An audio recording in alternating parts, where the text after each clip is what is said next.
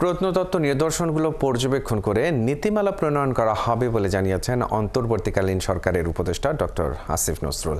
সকালে তিনি মুন্সিগঞ্জ শহরের মোঘল আমলের প্রাচীন প্রত্নতত্ত্ব নিদর্শন ইদ্রাকপুর দুর্গ পরিদর্শন করেন।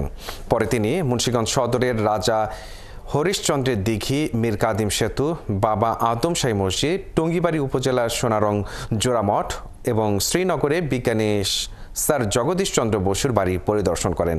এ সময় উপদেষ্টা বলেন, প্রত্নতত্ত্ব সম্পদের ওপর এখন নজর দেওয়ার সময় এসেছে।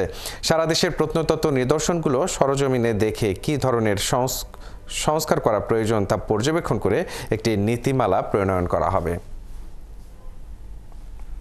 শুক্রবার দিন আমি ঠিক করেছি বিভিন্ন প্রত্নতত্ত্ব যে নিদর্শনগুলো রয়েছে সারা বাংলাদেশে ছড়ানো, এবং এটা এত রিচ বাংলাদেশ সব ব্যাপারে, যেমন এখানে ইদ্রাকপুর কেল্লা রয়েছে, নারায়ণগঞ্জে রয়েছে এ ধরনের দুটো কেল্লা। এই কেল্লাগুলোকে আমরা লালবাগ কেল্লা সহ এই কেল্লাগুলোকে আমরা ওয়ার্ল্ড হেরিটেজ সাইটে অন্তর্ভুক্ত করার জন্য চেষ্টা করছি।